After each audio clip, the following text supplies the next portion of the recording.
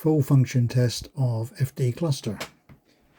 Ignition on, illumination, illumination, illumination and auto illumination. Warning lights across the bottom.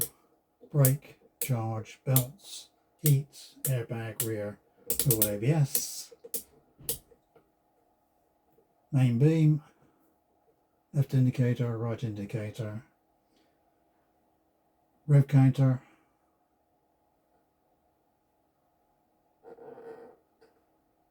Speedo. Auto is increased. Reset, fine. Fuel gauge.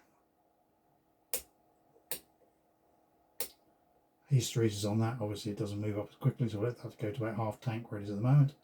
Coolant. Towards the bottom. Up towards the top.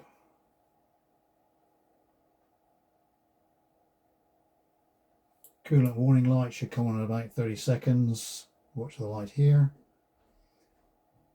In the meantime, that lamp works okay.